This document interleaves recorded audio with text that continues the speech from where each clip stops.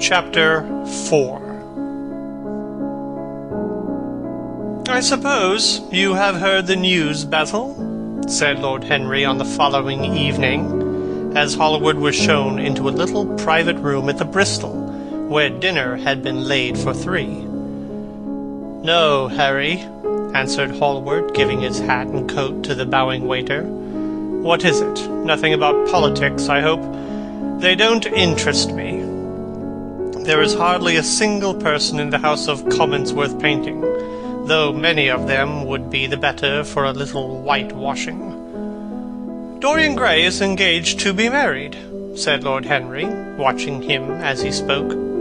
Hallward turned perfectly pale, and a curious look flashed for a moment into his eyes and then passed away, leaving them dull. "Dorian engaged to be married?" he cried. "Impossible!" "It is perfectly true." "To whom?" "To some little actress or other." "I can't believe it. Dorian is far too sensible. Dorian is far too wise not to do foolish things now and then, my dear Basil." "Marriage is hardly a thing that one can do now and then, Harry," said Hallward, smiling. "Except in America. But I didn't say he was married. I said he was engaged to be married. There's a great difference. I have a distinct remembrance of being married, but I have no recollection at all of being engaged.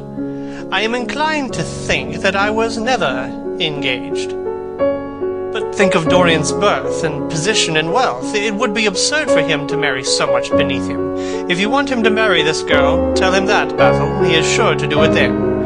Whenever a man does a thoroughly stupid thing, it is always for the noblest motives." "I hope the girl is good, Harry. I don't want to see Dorian tied to some vile creature who might degrade his nature and ruin his intellect." "Oh, she is more than good. She is beautiful," murmured Lord Henry, sipping a glass of vermouth and orange bitters. "Dorian says she is beautiful, and he is not often wrong about things of that kind. Your portrait of him has quickened his appreciation of the personal appearance of other people. It has had that excellent effect, among others. We are to see her tonight, if that boy doesn't forget his appointment." "But do you approve of it, Harry?" asked Hallward, walking up and down the room and biting his lip. "You can't approve of it, really.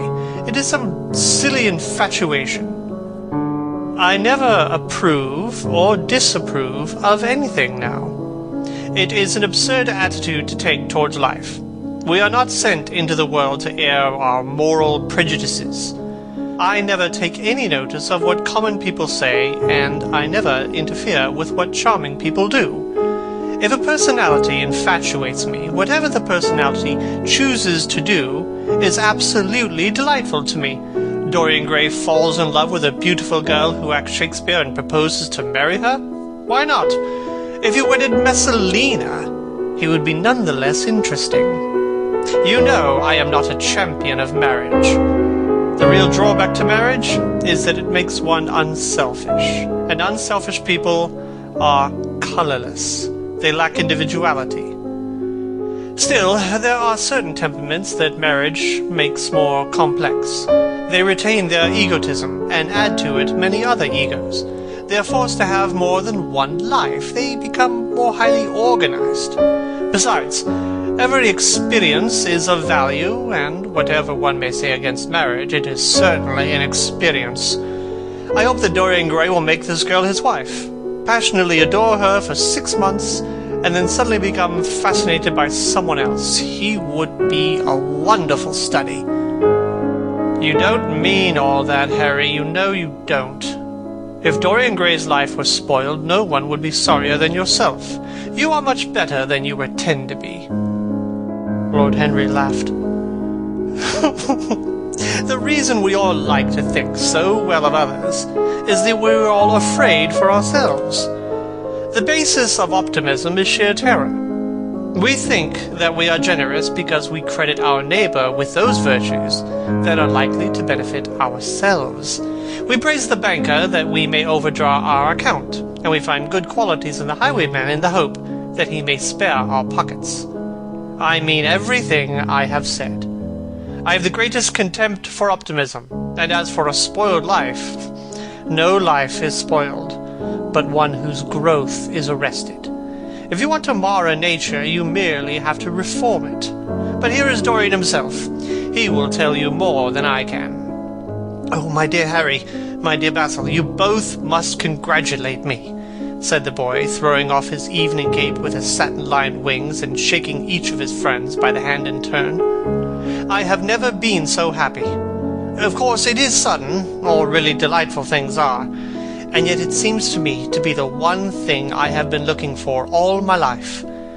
He was flushed with excitement and pleasure, and looked extraordinarily handsome. I hope you will always be very happy, Dorian, said Hallward, but I don't quite forgive you for not letting me know of your engagement. You let Harry know. And I don't forgive you for being late for dinner, broke in Lord Henry, putting his hand on the lad's shoulder and smiling as he spoke. Come, let us sit down and try what the new chef here is like, and then you will tell us how it all came about. There's really not much to tell, cried Dorian as they took their seats at the small round table. What happened was simply this. After I left you yesterday evening, Harry, I had some dinner at that curious Italian restaurant in Rupert Street you introduced me to, and went down afterwards to the theatre. Sybil was playing Rosalind. Of course, the scenery was dreadful and the Orlando absurd, but Sybil? Oh, you should have seen her. When she came on in her boy's dress, she was perfectly wonderful. She wore a moss-colored velvet jerkin with cinnamon sleeves, a slim brown cross-cutted hose, a dainty little green cap with a hawk's feather caught in her jewel, and a hooded cloak lined with dull red. She never seemed to me more exquisite.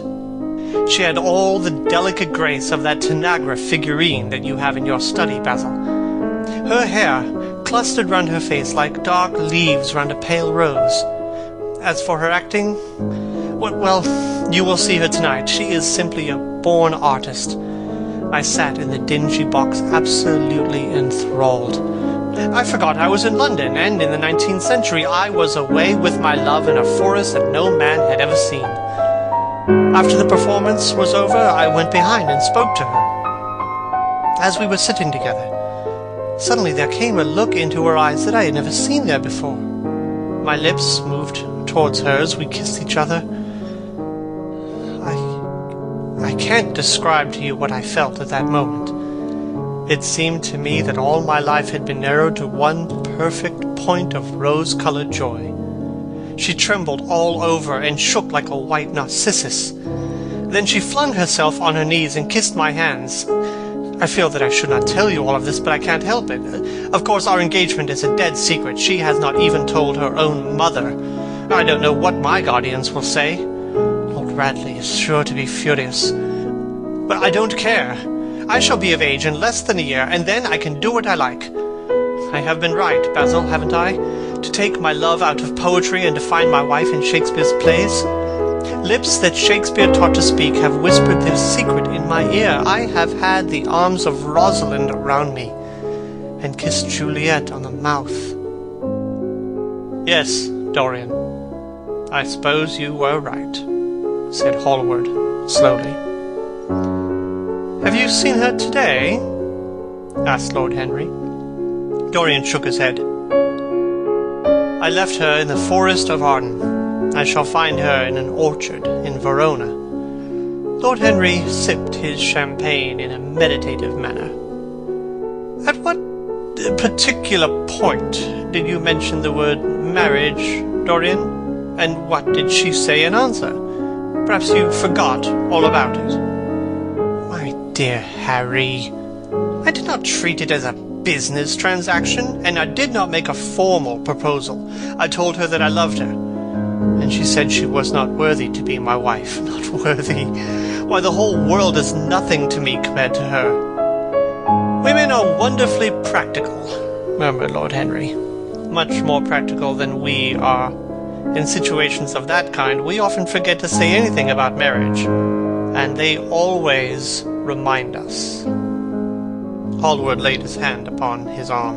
Don't, Harry. You have annoyed Dorian. He is not like other men. He would never bring misery upon anyone. His nature is far too fine for that. Lord Henry looked across the table. Dorian is never annoyed with me, he answered. I asked the question for the best reason possible, for the only reason, indeed, that excuses one asking any question. Curiosity. I have a theory that it always happens that women propose to us, and not we who propose to the women, except, of course, in middle-class life. But then, the middle classes are not modern. Dorian Gray laughed and tossed his head. You are quite incorrigible, Harry, but I don't mind. It is impossible to be angry with you. When you see Sybil Vane, you will feel that the man who could wrong her would be a beast without a heart. I cannot understand how anyone can wish to shame what he loves. I love Sybil Vane. I wish to place her on a pedestal of gold and to see the world worship the woman who is mine. What is marriage? An irrevocable vow, and it is an irrevocable vow that I want to take. Her trust makes me faithful, her belief makes me good. When I am with her, I regret all that you have taught me. I become different from what you have known me to be. I am changed, and the mere touch of Sybil Vane's hands makes me forget you and all your wrong, fascinating, poisonous, delightful theories. You will always like me, Dorian, said Lord Henry. Will you have some coffee, you fellows? Waiter, bring coffee and fine champagne and some cigarettes. No, don't mind the cigarettes, I have some. Basil, I can't allow you to smoke cigars. You must have a cigarette. A cigarette is a perfect type of a perfect pleasure. It is exquisite, and it leaves one unsatisfied. What more can one want? Yes, Dorian, you will always be fond of me. I represent to you all the sins you have never had the courage to commit. What nonsense you talk, Harry, cried Dorian Gray, lighting a cigarette from a fire-breathing silver dragon that the waiter had placed on the table. Let us go down to the theatre. When you see Sybil, you will have a new ideal of life. She will represent something to you that you have never known. I have known everything, said Lord Henry, with a sad look in his eyes. But I am always ready for a new emotion. I'm afraid there is no such thing. For me, at any rate. Still, your wonderful girl may thrill me. I love acting. It is so much more real than life. Let us go. Dorian, you will come with me. I am so sorry, Basil, but there is only room for 2 in the brougham. You must follow us in a hansom. They got up and put on their coats, sipping their coffee standing. Hallward was silent and preoccupied. There was a gloom over him. He could not bear this marriage, and yet it seemed to him to be better than many other things that might have happened. After a few moments, they all passed downstairs. He drove off by himself, as had been arranged, and watched the flashing lights of the little brougham in front of him. A strange sense of loss came over him. He felt that Dorian Gray would never again be to him all that he had been in the past. His eyes darkened, and the crowded, flaring streets became blurred to him. When the cab drew up at the doors of the theatre, it seemed to him that he had grown years older. End of Chapter 4. Chapter 5. For some reason or other, the house was crowded that night, and the fat Jew manager who met them at the door was beaming from ear to ear with an oily, tremulous smile. He escorted them to their box with a sort of pompous humility, waving his fat, jeweled hands and talking at the top of his voice. Dorian Gray loathed him more than ever. He felt as if he had come to look for Miranda and had been met by Caliban. Lord Henry, upon the other hand, rather liked him.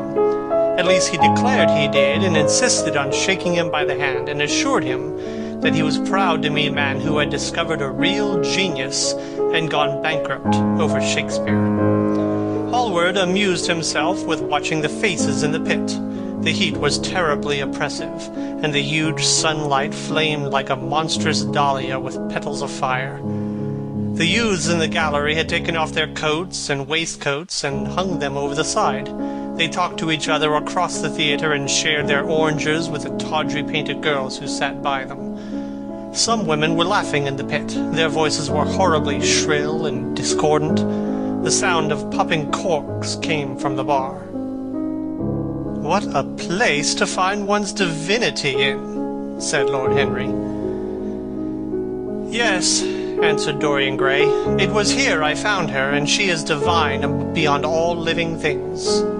When she acts, you will forget everything. These common people here, with their coarse faces and brutal gestures, become quite different when she is on the stage.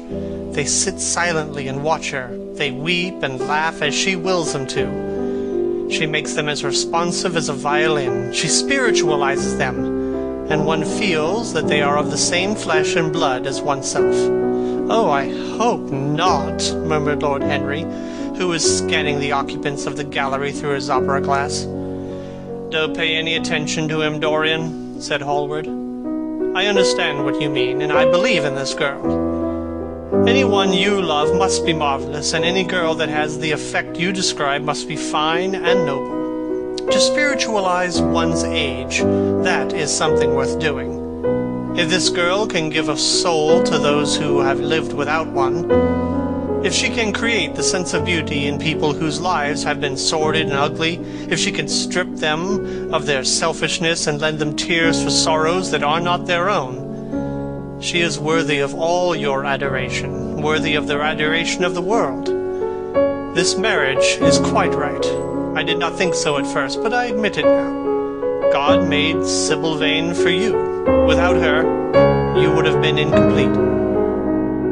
"Thanks, Basil," answered Dorian Gray, pressing his hand. "I knew that you would understand me. Harry is so cynical, he terrifies me. But here is the orchestra. It is quite dreadful, but it only lasts for about 5 minutes. Then the curtain rises, and you will see the girl to whom I am going to give all my life, to whom I have given everything that is good in me."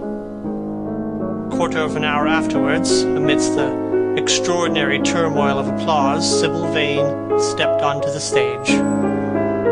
Yes, she was certainly lovely to look at, one of the loveliest creatures, Lord Henry thought, that he had ever seen.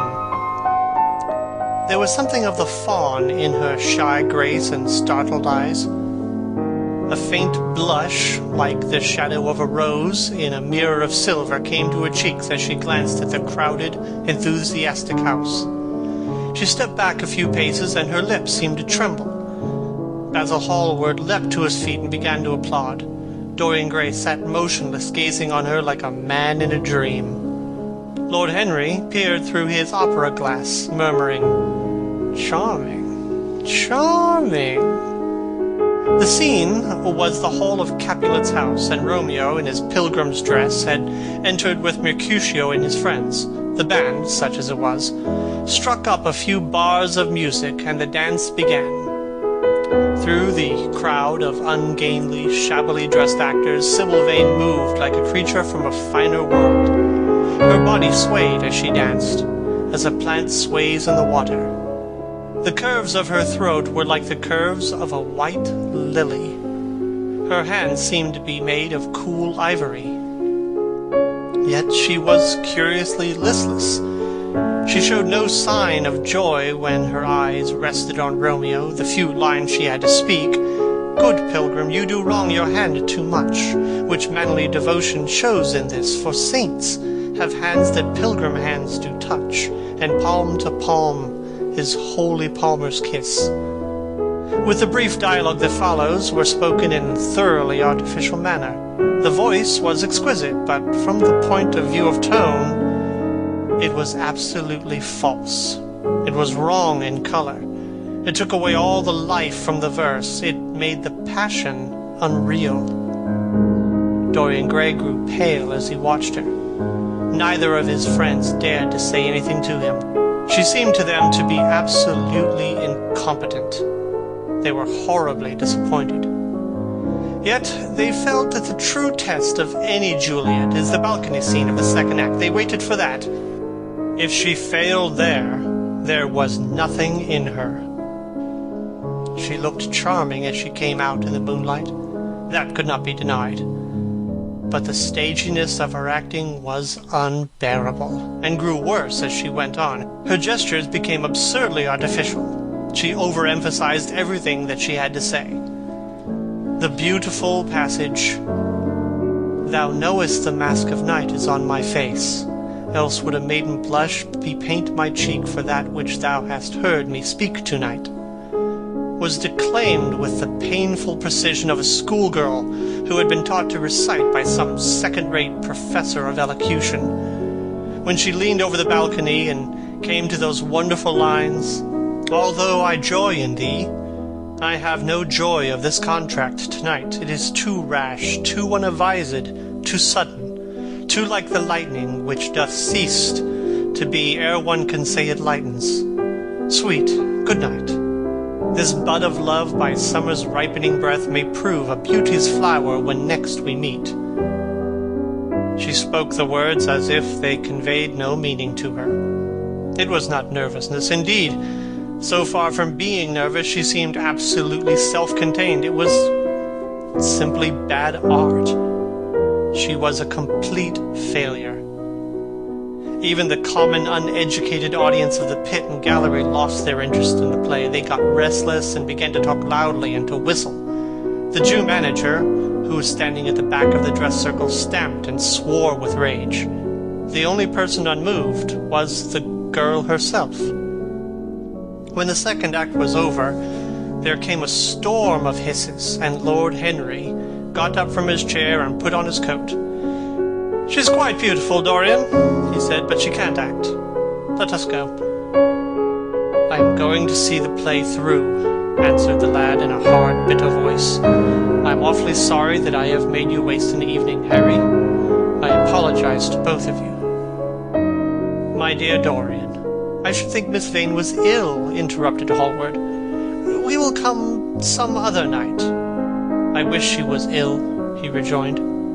"But she seems to me to be simply callous and cold. She has entirely altered. Last night, she was a great artist. Tonight she is merely a commonplace, mediocre actress." "Don't talk like that about anyone you love, Dorian. Love is a more wonderful thing than art." "They are both simply forms of imitation," murmured Lord Henry. "But do let us go. Dorian, you must not stay here any longer. It is not good for one's morals to see bad acting. Besides, I don't suppose you will want your wife to act. So what does it matter if she plays Juliet like a wooden doll? She is very lovely, and if she knows as little about life as she does about acting, she will be a delightful experience.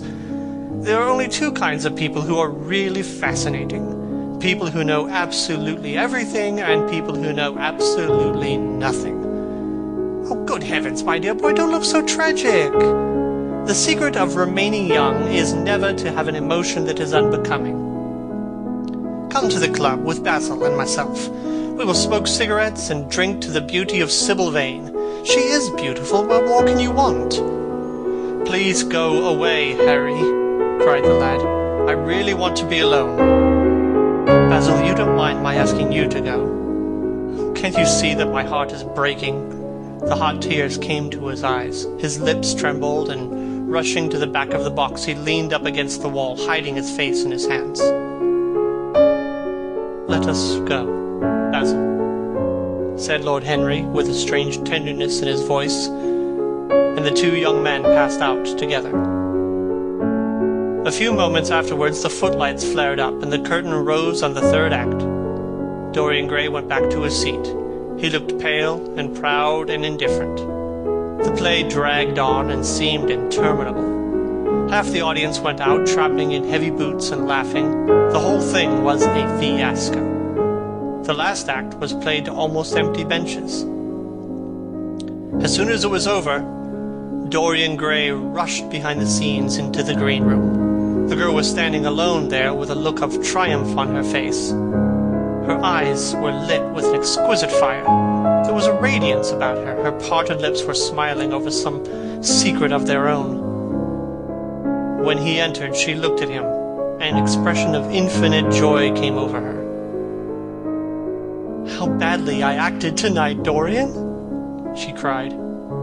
"Horribly," he answered, gazing at her in amazement. "Horribly. It was dreadful. Are you ill?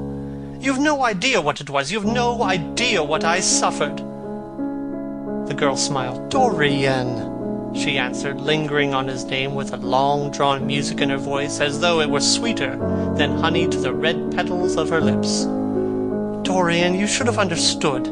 But you understand now, don't you?" "Understand what?" he asked angrily. "Why I was so bad tonight. Why I shall always be bad. Why I shall never act well again." He shrugged his shoulders. "You are ill, I suppose. When you are ill, you shouldn't act. You make yourself ridiculous. My friends were bored. I was bored." She seemed not to listen to him. She was transfigured with joy. An ecstasy of happiness dominated her. "Dorian, Dorian," she cried. "Before I knew you, acting was the one reality in my life. It was only in the theater that I lived. I thought that it was all true. I was Rosalind one night and Portia the other. The joy of Beatrice was my joy, and the sorrows of Cordelia were mine also. I believed in everything. The common people who acted with me seemed to me to be godlike. The painted scenes were my world. I knew nothing but shadows, and I thought them real. You came, oh, my beautiful love, and you freed my soul from prison. You taught me what reality really is. Tonight, for the first time in my life, I saw through the hollowness, the sham, the silliness of the empty pageant in which I had always played. Tonight, for the first time, I became conscious that the Romeo was hideous and old and painted, that the moonlight in the orchard was false, that the scenery was vulgar, and that the words I had to speak were unreal, were not my words, not what I wanted to say. You had brought me something higher, something of which all art is but a reflection. You have made me understand what love really is. My love, I am sick of shadows. You are more to me than all art can ever be. What have I to do with the puppets of play? When I came on tonight, I could not understand how it was that everything had gone from me. Suddenly, it dawned on my soul what it all meant. The knowledge was exquisite to me. I heard them hissing and I smiled. What should they know of love? Take me away, Dorian. Take me away with you where we can be quite alone. I hate the stage. I might mimic a passion that I do not feel, but I cannot mimic one that burns me like fire. Oh, Dorian, Dorian, you understand now what it all means? Even if I could do it, it would be profanation for me to play at being in love. You have made me see that. He flung himself down on the sofa and turned away his face. You have killed my love, he muttered. She looked at him in wonder and laughed. He made no answer. She came across to him and stroked his hair with her little fingers. She knelt down and pressed his hands to her lips. He drew them away, and a shudder ran through him. Then he leapt up and went to the door. "Yes," he cried. "You have killed my love. You used to stir my imagination. Now you don't even stir my curiosity. You simply produce no effect. I loved you because you were wonderful, because you had genius and intellect, because you realized the dreams of great poets and gave shape and substance to the shadows of art. You've thrown it all away. You are shallow and stupid. My God, how mad I was to love you. What a fool I have been. You are nothing to me now. I will never see you again. I will never think of you. I will never mention your name. You don't know what you were to me once. Oh, I can't bear to think of it. I wish I'd never laid eyes on you. You have spoiled the romance of my life. How little you can know of love, if you say it mars your art. What are you without your art? Nothing. I would have made you famous, splendid, magnificent. The world would have worshipped you, and you would have belonged to me. What are you now? A third-rate actress with a pretty face." The girl grew white and trembled. She clenched her hands together, and her voice seemed to catch in her throat. "You are not serious, Dorian," she murmured. "You are acting." "Acting? I leave that to you. You do it so well," he answered bitterly. She rose up from her knees, and with a piteous expression of pain in her face, came across the room to him. She put her hand on his arm and looked into his eyes. He thrust her back. "Don't touch me," he cried. A low moan broke from her, and she flung herself at his feet and lay there like a trampled flower. "Dorian, Dorian, don't leave me," she whispered. I am sorry I didn't act well. I was thinking of you all the time, but I will try. Indeed, I will try. It came so suddenly across me, my love for you. I think I should never have known it if you had not kissed me, if we had not kissed each other. Kiss me again, my love. Don't go away from me. I couldn't bear it. Can you forgive me for tonight? I will work so hard and try to improve. Don't be cruel to me because I love you better than anything in the world. After all, it is only once that I have not pleased you. But you are quite right, Dorian. I should have shown myself more of an artist. It was foolish of me, and yet I couldn't help it. Oh, don't leave me. Don't leave me. A fit of passionate sobbing choked her. She crouched on the floor like a wounded thing, and Dorian Gray, with his beautiful eyes, looked down at her, and his chiseled lips curled in exquisite disdain. There is always something ridiculous about the passions of people whom one has ceased to love. Sybil Vane seemed to him to be absurdly melodramatic. Her tears and sobs annoyed him. "I am going," he said at last in his calm, clear voice. "I don't wish to be unkind, but I can't see you again. You have disappointed me." She wept silently and made no answer, but crept nearer to him. Her little hands stretched blindly out and appeared to be seeking for him. He turned on his heel and left the room. In a few moments, he was out of the theater. Where he went to, he hardly knew. He remembered wandering through dimly lit streets with gaunt, black-shadowed archways and evil-looking houses. Women with hoarse voices and harsh laughter had called after him. Drunkards had reeled by, cursing and chattering to themselves like monstrous apes. He had seen grotesque children huddled upon doorsteps, and had heard shrieks and oaths from gloomy courts. When the dawn was just breaking, he found himself at Covent Garden. Huge carts filled with nodding lilies rumbled slowly down the polished, empty street. The air was heavy with perfume of the flowers, and their beauty seemed to bring him an anodyne for his pain. He followed into the market and watched the men unloading their wagons. A white-smocked carter offered him some cherries. He thanked him, wondered why he refused to accept any money for them, and began to eat them listlessly. They'd been plucked at midnight, and the coldness of the moon had entered into them. A long line of boys carrying crates of stripped tulips and of yellow and red roses defiled in front of him, threading their way through the huge jade-green piles of vegetables. Under the portico, with its gray sun-bleached pillars, loitered a troop of draggled, bare-headed girls, waiting for the auction to be over.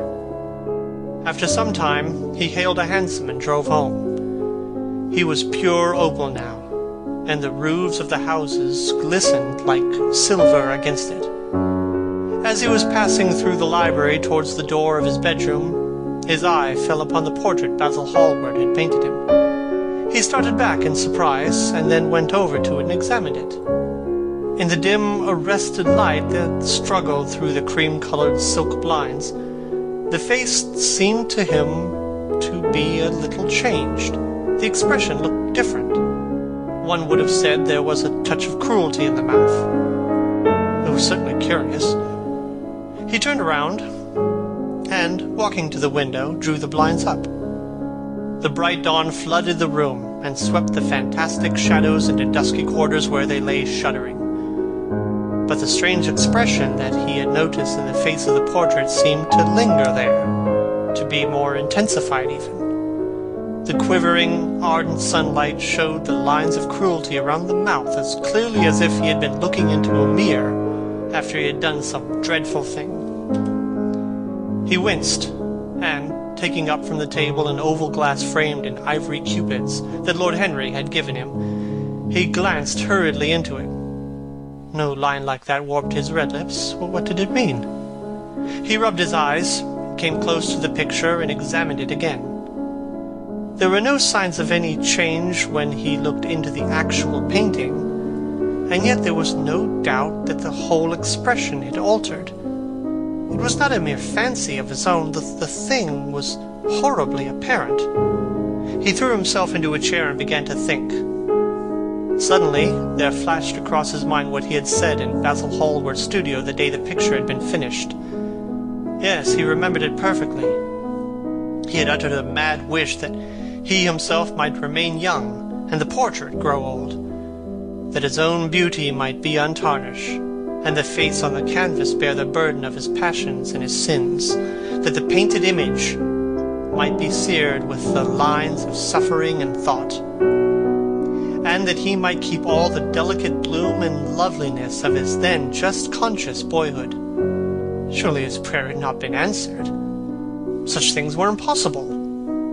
It seemed monstrous to even think of them. And yet there was the picture before him with a touch of cruelty in the mouth. Cruelty. Had he been cruel? It was the girl's fault, not his. He had dreamed of her as a great artist, had given his love to her because he had thought her great. Then she had disappointed him. She had been shallow and unworthy. And yet a feeling of infinite regret came over him, as he thought of her lying at his feet sobbing like a little child. He remembered with what callousness he had watched her. Why had he been made like that? Why had such a soul been given to him? But he suffered also. During the 3 terrible hours that the play lasted, he had lived centuries of pain, aeon upon aeon of torture. His life was well worth hers. She had marred him for a moment, if he wounded her for an age. Besides, women were better suited to bear sorrow than men. They lived on their emotions. They only thought of their emotions. When they took lovers, it was merely to have someone with whom they could have scenes. Lord Henry told him that, and Lord Henry knew what women were. Why should he trouble about Sibyl Vane? She was nothing to him now. The picture. What was he to say of that? It held the secret of his life, and told his story. It had taught him to love his own beauty. Would it teach him to loathe his own soul? Would he ever look at it again? No, it was merely an illusion wrought on the troubled senses. The horrible night that he had passed had left phantoms behind it. Suddenly, there had fallen upon his brain that tiny scarlet speck that makes men mad. The picture had not changed. It was folly to think so. Yet it was watching him, with its beautiful marred face and its cruel smile. Its bright hair gleamed in the early sunlight. Its blue eyes met his own. A sense of infinite pity, not for himself, but for the painted image of himself, came over him. It had altered already, and would alter more. Its gold would wither into gray. Its red and white roses would die. For every sin that he committed, a stain would fleck and wreck its fairness. But he would not sin. The picture, changed or unchanged, would be to him the visible emblem of conscience. He would resist temptation. He would not see Lord Henry any more, would not, at any rate, listen to those subtle, poisonous theories that in Basil Hallward's garden had first stirred within him the passion for impossible things. He would go back to Sibyl Vane, make her amends, marry her, try to love her again. Yes, it was his duty to do so. She must have suffered more than he did, poor child. He had been selfish and cruel to her. The fascination that she had exercised over him would return. They would be happy together. His life, with her, would be beautiful and pure. He got up from his chair and drew a large screen right in front of the portrait, shuddering as he glanced at it. "How horrible," he murmured to himself, and he walked across to the window and opened it. When he stepped out onto the grass, he drew a deep breath. The fresh morning air seemed to drive away all his somber passions. He thought only of Sybil Vane. A faint echo of his love came back to him. He repeated her name over and over again. The birds that were singing in the dew-drenched garden seemed to be telling the flowers about her. End of Chapter 5. Chapter 6. It was long past noon when he awoke. His valet had crept several times into the room on tiptoe to see if he was stirring, and had wondered what made his young master sleep so late. Finally his bell sounded, and Victor came in softly with a cup of tea and a pile of letters on a small tray of gold Sèvres china, and drew back the olive satin curtains with their shimmering blue lining that hung in front of the 3 tall windows. "Monsieur has slept well this morning," he said, smiling. "What o'clock is it, Victor?" asked Dorian Gray sleepily. 1 hour and a quarter, monsieur." How late it was! He sat up, and, having sipped some tea, turned over his letters. One was from Lord Henry, and had been brought by hand that morning. He hesitated for a moment, then put it aside. The others he opened listlessly. They contained the usual collection of cards, invitations to dinner, tickets for private views, programs of charity concerts and the like, that are showered on fashionable young men every morning during the season. There was a rather heavy bill for a chased silver Louis Quinze toilet set that he had not yet had the courage to send on to his guardians, who were extremely old-fashioned people and did not realize that we live in an age when only unnecessary things are absolutely necessary to us. And there were several very courteously worded communications from German street money-lenders offering to advance any sum of money at a moment's notice, and at the most reasonable rates of interest. After about 10 minutes he got up, and, throwing on an elaborate dressing gown, passed into the onyx-paved bathroom. The cool water refreshed him after his long sleep. He seemed to have forgotten all that he had gone through. A dim sense of having taken part in some strange tragedy came to him once or twice, but there was the unreality of a dream about it. As soon as he was dressed, he went into the library and sat down to a light French breakfast that had been laid out for him on a small round table close to an open window. It was an exquisite day. The warm air seemed laden with spices. A bee flew in and buzzed around the blue dragon bowl, filled with sulphur-yellow roses that stood in front of him. He felt perfectly happy. Suddenly his eye fell on the screen that he had placed in front of his portrait, and he started. "Too cold, monsieur?" asked his valet, putting an omelette on the table. "I shut the window?" Dorian shook his head. "I am not cold," he murmured. Was it all true? Had the portrait really changed? Or had it been simply his own imagination that had made him see a look of evil where there had been a look of joy? Surely a painted canvas could not alter. The thing was absurd. It would serve as a tale to tell Basil some day. It would make him smile. And yet how vivid was his recollection of the whole thing. First in the dim twilight, then in the bright dawn, he had seen the touch of cruelty in the warped lips. He almost dreaded his valet leaving the room. He knew that when he was alone, he would have to examine the portrait. He was afraid of certainty. When the coffee and cigarettes had been brought and the man turned to go, he felt a mad desire to tell him to remain. As the door closed behind him, he called him back. The man stood waiting for his orders. Dorian looked at him for a moment. "I am not home to anyone, Victor," he said with a sigh. The man bowed and retired. He rose from the table, lit a cigarette, and flung himself down on a luxuriously cushioned couch that stood facing the screen. The screen was an old one of Spanish gilt leather, stamped and wrought with a rather florid Louis XIV pattern. He scanned it curiously, wondering if it had ever before concealed the secret of a man's life. Should he move it aside after all? Why not let it stay there? What was the use of knowing?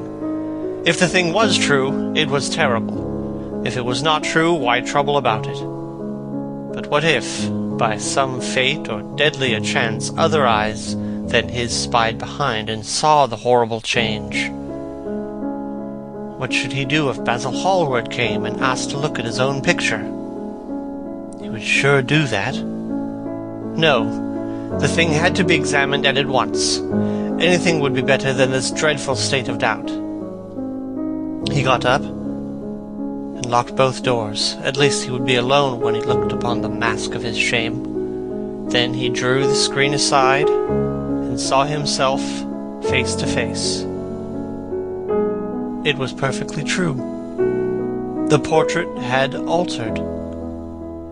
As he often remembered afterwards, and always with no small wonder, he found himself at first gazing at the portrait with a feeling of almost scientific interest. That such a change should have taken place was incredible to him, and yet it was a fact. Was there some subtle affinity between the chemical atoms that shaped themselves into form and color on the canvas, and the soul that was within him? Could it be that what that soul thought, they realized? That what it dreamed they made true? Or was there some other, more terrible reason? He shuddered and felt afraid, and going back to the couch lay there, gazing at the picture in sickened horror.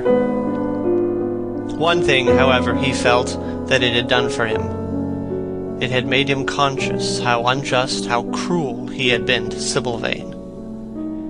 It was not too late to make reparation for that. She could still be his wife.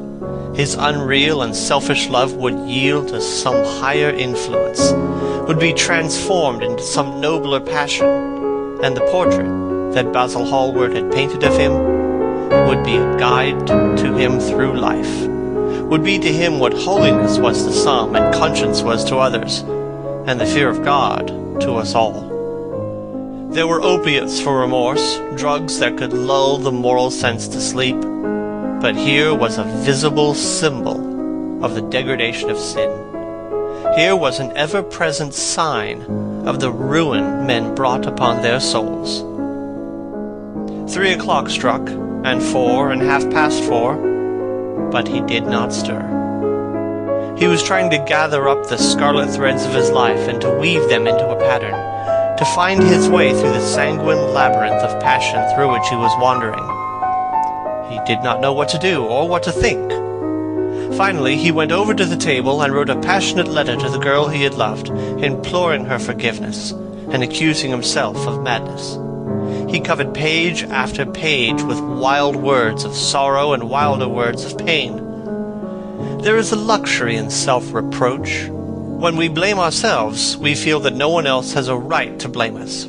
It is the confession, not the priest, that gives us absolution.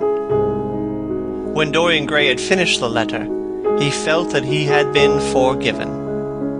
Suddenly there came a knock to the door, and he heard Lord Henry's voice outside. "My dear Dorian, I must see you. Let me in at once. I can't bear you shutting yourself up like this." He made no answer at first, but remained quite still. The knocking still continued, and grew louder.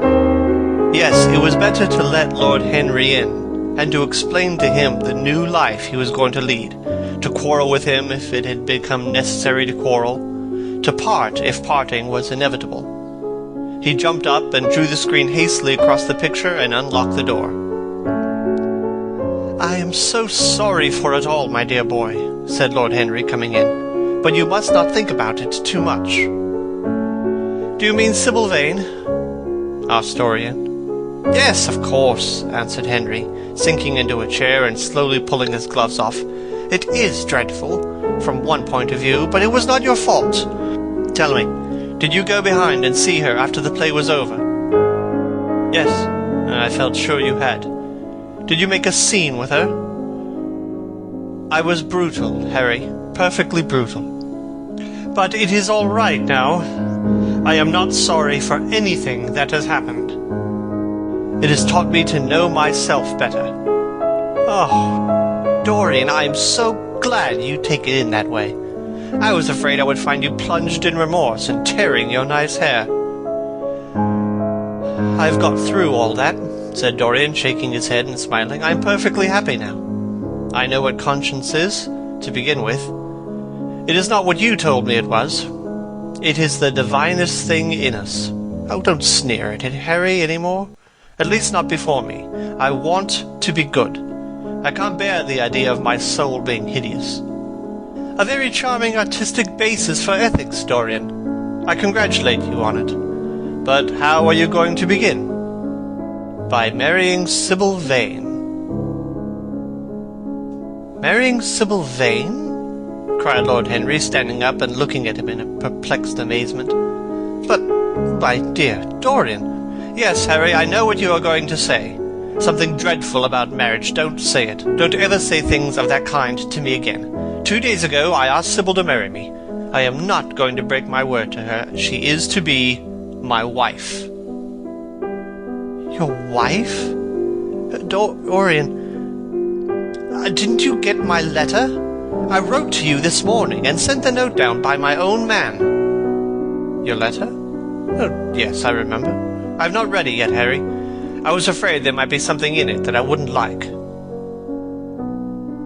Lord Henry walked across the room, and sitting down by Dorian, took both hands in his and held them tightly. Dorian, he said, my letter? Don't be frightened. My letter was to tell you that Sybil Vane is dead. A cry of pain rose from the lad's lips, and he leapt to his feet, tearing his hands away from Lord Henry's grasp. Dead? Sybil dead? It is not true. It is a horrible lie. It is quite true, Dorian, said Lord Henry gravely. It is in all the morning papers. I wrote down to you to ask you not to see anyone till I came. There will have to be an inquest, of course, and you must not be mixed up in it. Things like that make a man fashionable in Paris, but in London, people are so prejudiced. Here, one should never make one's debut with a scandal. One should reserve that to give an interest to one's old age.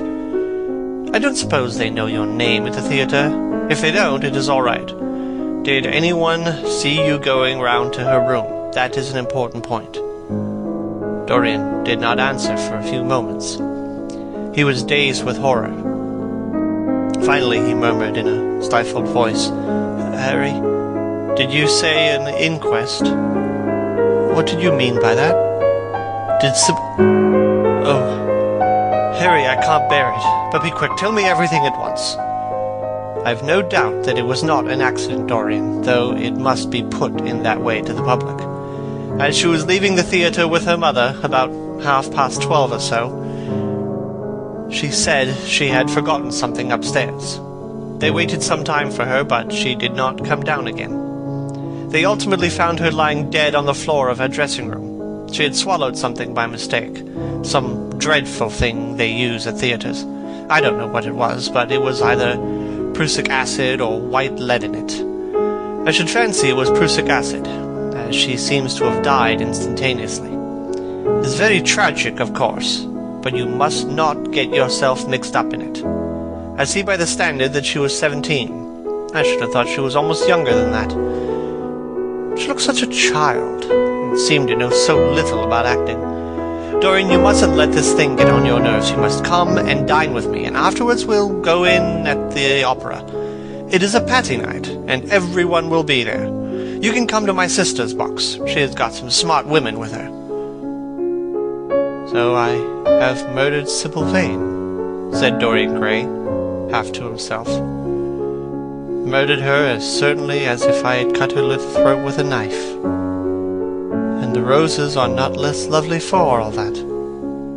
The birds sing just as happily in my garden, and tonight I am to dine with you, and then go on to the opera and sup somewhere, I suppose, afterwards. How extraordinarily dramatic life is. If I had read all this in a book, Harry, I think I would have wept over it. Somehow, now that it has happened actually, and to me, it seems far too wonderful for tears. Here's the first passionate love letter I've ever written in my life. Strange that my first passionate love letter should have been addressed to a dead girl.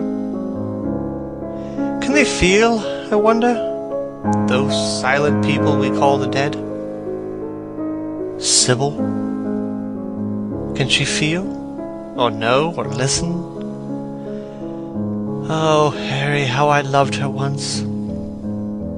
It seems years ago to me now. She was everything to me. Then came that dreadful night. Was it really only last night, when she played so badly and my heart almost broke? She explained it all to me. It was terribly pathetic. But I was not moved a bit. I thought her shallow. Then something happened that made me afraid. I can't tell you what it is, but it was awful. I said I would go back to her. I felt I had done wrong, and now she is dead.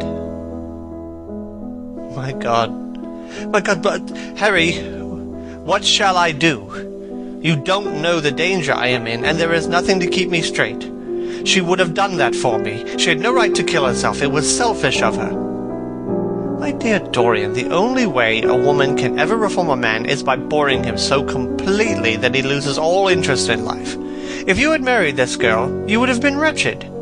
Of course you would have treated her kindly. One can always be kind to people about whom one cares nothing. But she would have soon found out that you were absolutely indifferent to her, and when a woman finds that out about her husband, she either becomes dreadfully dowdy, or wears some very smart bonnets that some other woman's husband has to pay for. I say nothing about the social mistake, but I assure you that in any case, the whole thing would have been an absolute failure. I suppose it would, muttered the lad, walking up and down the room and looking horribly pale. But I thought it was my duty. It is not my fault that this terrible tragedy had prevented my doing what was right. I remember your saying once that there is a fatality about good resolutions, that they are always made too late. Mine certainly were. Good resolutions are simply a useless attempt to interfere with scientific laws. Their origin is pure vanity. Their result is absolutely nil. They give us, now and then, some of those luxurious, sterile emotions that have a certain charm for us. That is all that can be said for them. Harry, cried Dorian Gray, coming over and sitting down beside him, why is it that I cannot feel this tragedy as much as I want to? I don't think I am heartless, do you? You've done too many foolish things in your life to be entitled to give yourself that name, Dorian, answered Lord Henry with his sweet, melancholy smile. The lad frowned. I don't like that explanation, Harry, he rejoined, but I'm glad you don't think I am heartless. I am nothing of that kind. I know I am not. And yet I must admit that this thing that has happened does not affect me as it should. It seems to me to be simply like a wonderful ending to a wonderful play. It is all the terrible beauty of a great tragedy, a tragedy in which I took part, but by which I have not been wounded. It is an interesting question, said Lord Henry, who found an exquisite pleasure in playing on the lad's unconscious egotism. An extremely interesting question. I fancy that the explanation is this. It often happens that the real tragedies of life occur in such an inartistic manner that they hurt us by their cruel violence, their absolute incoherence, their absurd want of meaning, their entire lack of style. They affect us just as vulgarity affects us. They give us an impression of sheer brute force, and we revolt against that. Sometimes, however, a tragedy that has artistic elements of beauty crosses over our lives. If these elements of beauty are real, the whole thing simply appeals to our sense of dramatic effect. Suddenly, we find that we are no longer the actors, but the spectators of the play. Or rather, we are both. We watch ourselves, and the mere wonder of the spectacle enthralls us. In the present case, what is it that has really happened? Someone has killed herself for love of you. I wish I had ever had such an experience. It would have made me in love with love for the rest of my life. The people who have adored me, there have not been very many, but there have been some, have always insisted on living on, long after I cease to care for them, or they to care for me. They become stout and tedious, and when I meet them they go in at once for reminiscences, that awful memory of woman. What a fearful thing it is, and what an utter intellectual stagnation it reveals. One should absorb the color of life, but one should never remember its details. Details are always vulgar. Of course, now and then things linger. I once wore nothing but violets all through one season, as mourning for a romance that would not die. Ultimately, however, it did die. I forget what killed it. I think it was her proposing to sacrifice the whole world for me. That is always a dreadful moment. It fills one with the terror of eternity. Well, would you believe it, a week ago, at Lady Hampshire's, I found myself seated at dinner next the lady in question. And she insisted on going over the whole thing again, and digging up the past and raking up the future. I had buried my romance in a bed of poppies. She dragged it out again and assured me that I had spoiled her life. I'm bound to state that she ate an enormous dinner, so I did not feel any anxiety. But what a lack of taste she showed. The one charm of the past is that it is the past. But women never know when the curtain has fallen. They always want a sixth act, and as soon as the interest of the play is entirely over, they propose to continue it. If they were allowed to have their way, every comedy would have a tragic ending, and every tragedy would culminate in a farce.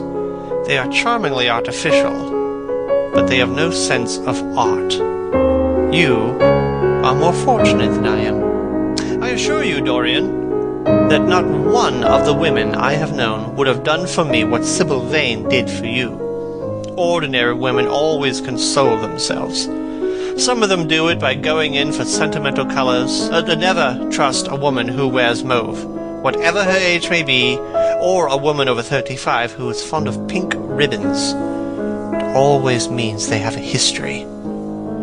Others find a great consolation in suddenly discovering the good qualities of their husbands. They flaunt their conjugal felicity in one's face, as if it was the most fascinating of sins.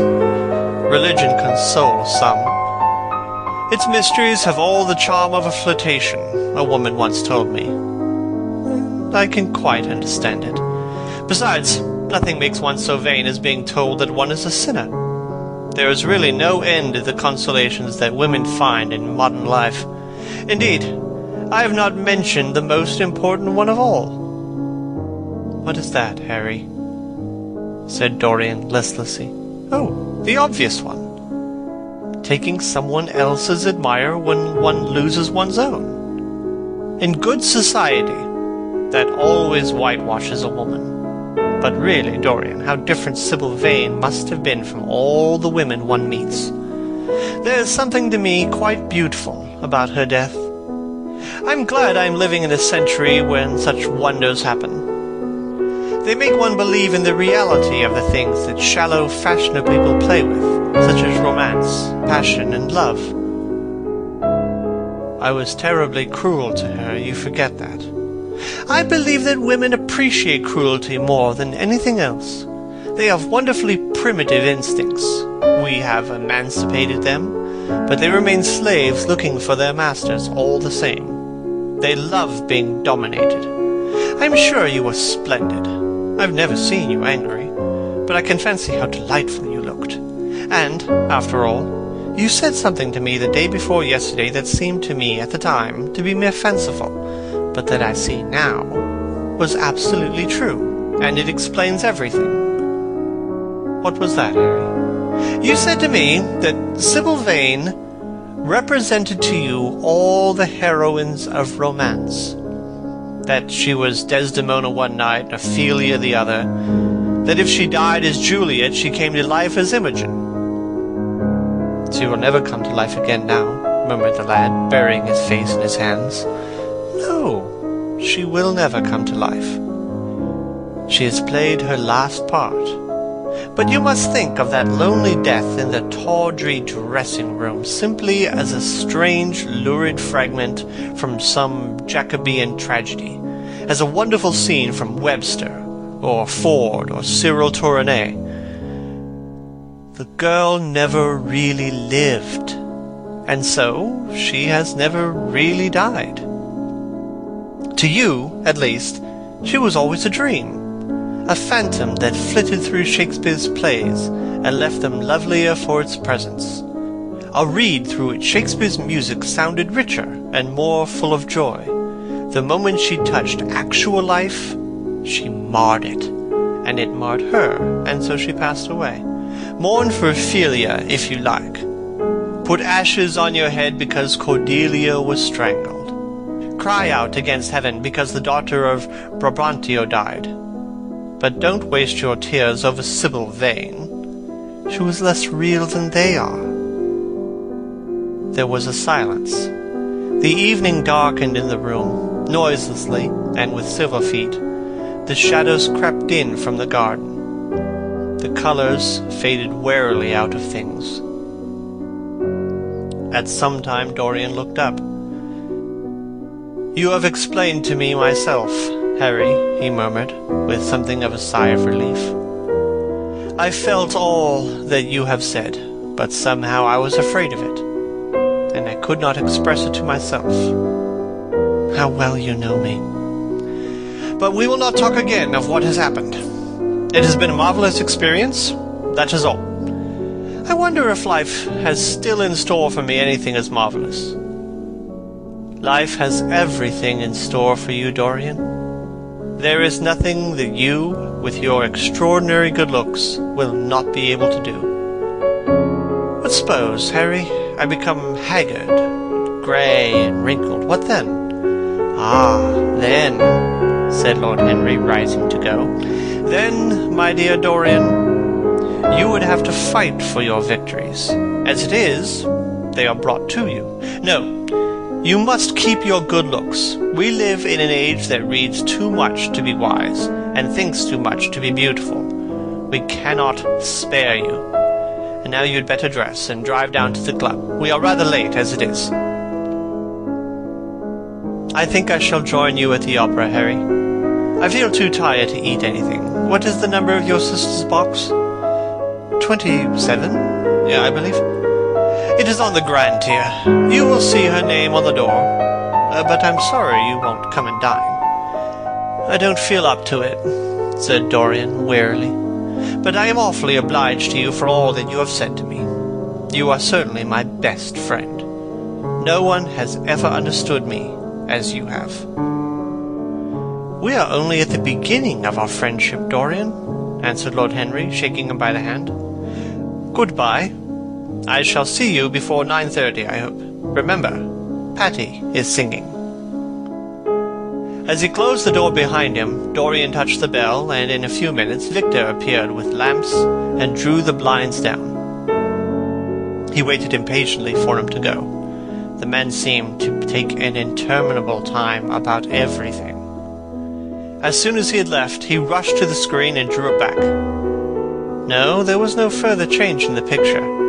It had received the news of Sybil Vane's death before he had known it himself.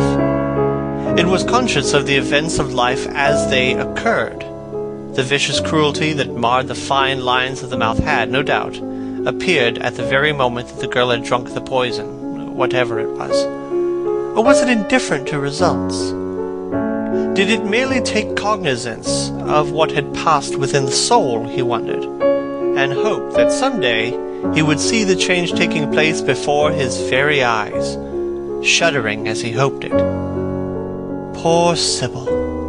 What a romance it had all been! She had often mimicked death on the stage, and at last death himself had touched her, and brought her with him. How had she played that dreadful scene? Had she cursed him as she died? No. She had died for love of him, and love would always be a sacrament to him now. She had atoned for everything by the sacrifice she had made of her life. He would not think any more of what she had made him go through that horrible night at the theatre.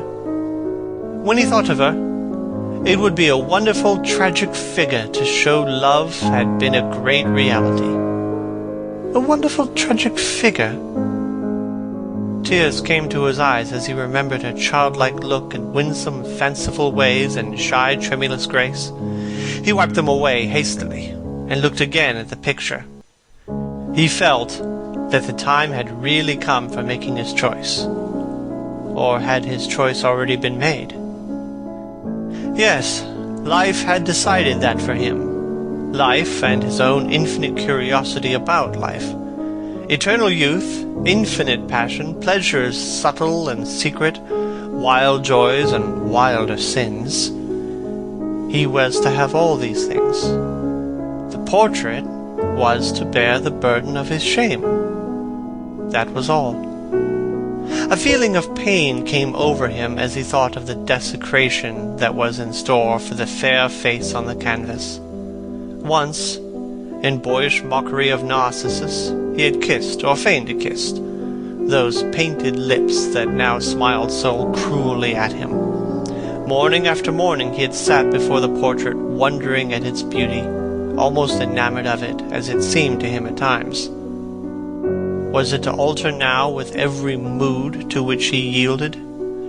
Was it to become a hideous and loathsome thing, to be hidden away in a locked room, to be shut out from the sunlight that had so often touched to brighter gold the waving wonder of the hair? Oh, the pity of it! The pity of it!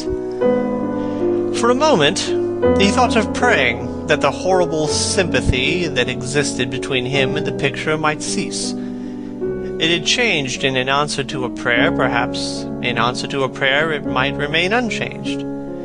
And yet, who, that knew anything about life, would surrender the chance of remaining always young, however fantastic that chance might be, or with what fateful consequences it might be fraught? Besides, was it really under his control?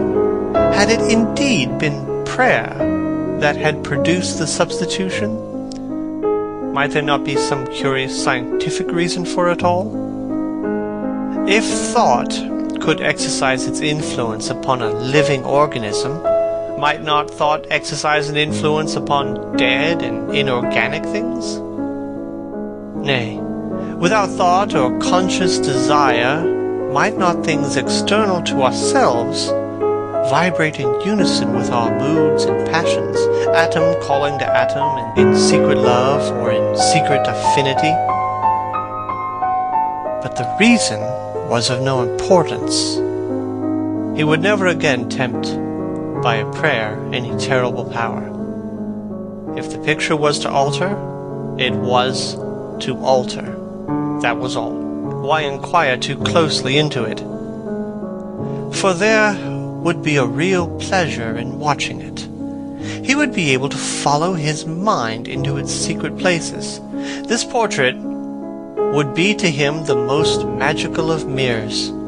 As it had revealed to him his own body, so it would reveal to him his own soul. And when winter came upon it, he would still be standing where spring trebles on the verge of summer. When the blood crept from its face and left behind a pallid mask of chalk with leaden eyes, he would keep the glamour of boyhood. Not one blossom of his loveliness would ever fade. Not one pulse of his life would ever weaken. Like the gods of the Greeks, he would be strong and fleet and joyous. What did it matter what happened to the colored image on the canvas? He would be safe. That was everything. He drew the screen back into its former place in front of the picture, smiling as he did so, and passed into his bedroom, where his valet was already waiting for him. An hour later, he was at the opera, and Lord Henry was leaning over his chair. End of chapter 6.